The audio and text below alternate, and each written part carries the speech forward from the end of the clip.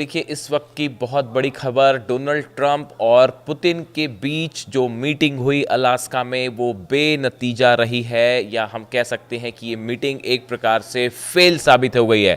देखिए पूरी दुनिया की नज़र इस मीटिंग पे थी कि पुतिन और ट्रंप की मुलाकात का क्या नतीजा निकल के आता है, क्या यूक्रेन के साथ सीज फायर होगा, दुनिया के बड़े मुद्दों पर क्या कोई आम राय बन पाएगी। लेकिन बड़ी खबर निकल के ये आई कि बैठक बेनतीजा रही है।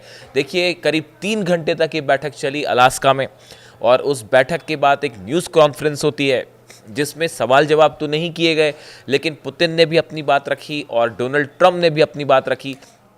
जो सबसे बड़ी बात ये थी इस 3 घंटे की मैराथन बैठक के बाद कि जो डोनाल्ड ट्रंप की तरफ से कहा गया, जो डोनाल्ड ट्रंप की तरफ से इस पूरे बैठक के बारे में जो बयान आया, डोनाल्ड ट्रंप ने बैठक के बाद कहा कि there is no deal until there is a deal. जब तक कोई डील नहीं हो जाती है तब तक कोई डील नहीं होगी। और इसके साथ ही डोनाल्ड ट्रंप ने यह भी कहा कि he and Vladimir Putin didn't reach a deal to end Russia's war in Ukraine after meeting on Friday. देखिए उन्होंने की तरफ से ये कहा गया कि रूस के साथ हम किसी भी नतीजे पर नहीं पहुंच पाए हैं। यूक्रेन के साथ युद्ध का अंत करने के लिए कोई भी डील नहीं हो पाई है। दूसरी तरफ पुतिन की तरफ से ये बात कही कि they had come to an understanding. उन्होंने ये कहा कि डोनाल्ड ट्रंप के साथ हमारी मुलाकात हुई और हमारे बीच में अंडरस्टैंडिंग बढ़ी है, लेकिन रूस की सुरक्षा सबसे पहले है। पुतिन ने ये बात साफ कर दी कि रूस की सुरक्षा, रूस के नेशनल इंटरेस्ट सबसे पहले हैं, जो पुतिन की तरफ से बड़ी बात कही गई।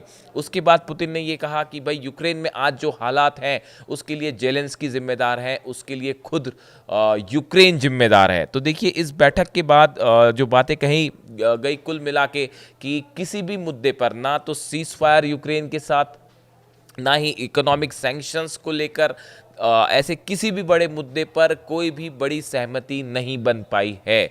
और बैठक के बाद ट्रंप की तरफ से ये भी कहा गया कि कई ऐसे बड़े मुद्दे हैं जिनको लेकर हम सहमति नहीं बना पाए।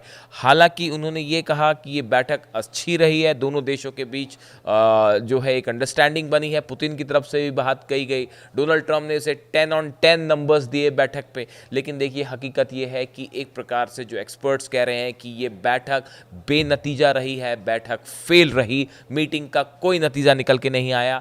उसके बाद पुतिन जो है वो मॉस्को के लिए रवाना हो गए अपने प्लेन में बैठ के, और डोनाल्ड ट्रंप भी रवाना हो गए। देखिए इस पूरी मीटिंग के दौरान जो बात सबसे ज़्यादा नोटिसेबल थी वो ये कि इस पूरी मीटिंग के दौरान पुतिन जो है वो ट्रंप पे भारी पड़ते दिखाई दिए, चाहे उनकी बॉडी लैंग्वेज हो, चाहे उनका बात करने का अंदाज हो, चाहे उनके चेहरे के एक्सप्रेशंस हो। सबको देखने के बाद आप ये कह सकते हैं कि पुतिन जो है वो हर स्टेप पे ट्रंप पे भारी दिखाई दिए।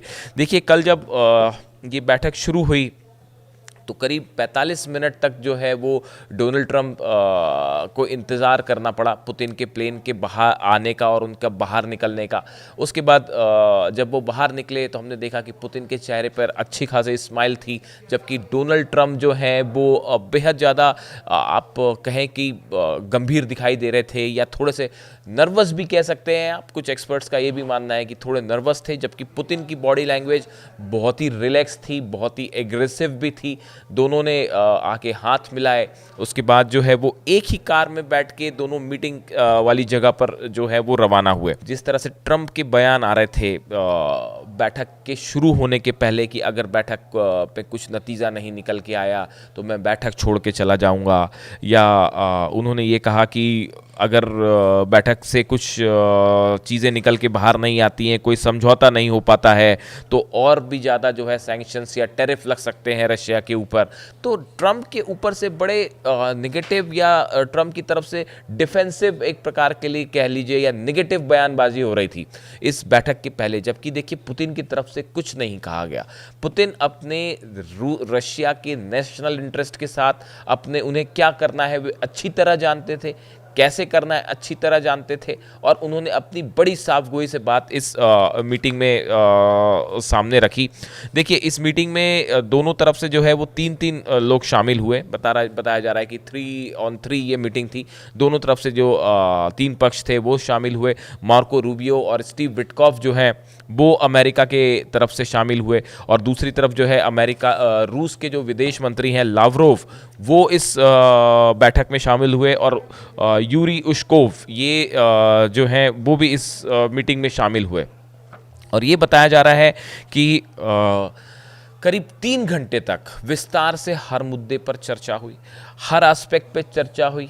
लेकिन देखिए, जो बातें रूस की तरफ से कही गई थी कि जो इलाके पे और यूक्रेन के अब हम कब्जा कर चुके हैं, या वो इलाके जो अब रूस की सेना जहाँ पे मौजूद है, ये इलाके खाली नहीं किए जाएंगे, और इस पे दावा अब रूस का ही होगा। करीब 25% यूक्रेन की इस समय ज़मीन जो है उस पे रशिया की फोर्सेस है, और किसी सूरत में इससे कोई समझौता नहीं होगा। पहले ही साफ कर दिया था रूस ने, रूस की तरफ से कई शर्तें रखी गई थी, उसमें ये साफ कर दिया गया था कि नेटो कंट्रीज़ का सदस्य जो है वो यूक्रेन नहीं होना चाहिए, तभी ये बात आगे बढ़ सकती है। तो देखिए, कुल मिला के रूस की तरफ से, पुतिन की तरफ से बात बहुत साफ रख दी गई।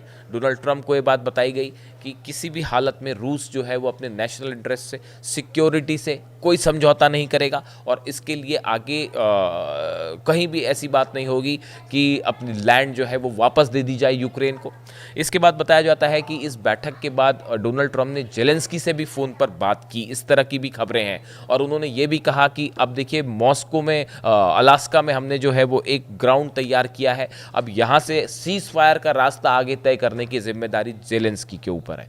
तो डोनाल्ड ट्रंप ने भी बॉल जेलेंस्की के कोर्ट में डाली, और पुतिन ने तो ऑलरेडी ये कहा है कि भाई जो हालात हैं उसके लिए यूक्रेन खुद जिम्मेदार है, जेलेंस्की खुद जिम्मेदार है। तो देखिए, जिस बैठक पर पूरी दुनिया की नज़रें थी, पूरे दुनिया भर के नेता, डिप्लोमैट्स एक एक चीज़ को बारीकी से देख रहे थे, अल्टीमेटली उसका नतीजा ये निकल के आया कि ये बैठक जो है बिना किसी नतीजे के ख़त्म हो गई। और अगली बैठक, कहा यह गया शायद पुतिन की तरफ से कि अगली बैठक मॉस्को में होगी, लेकिन बैठक होगी या नहीं, कब होगी, इस बारे में फ़िलहाल कोई डिटेल नहीं दी गई है। इससे जुड़ी जो भी जानकारी होगी हम आप तक देंगे। Thank you so much.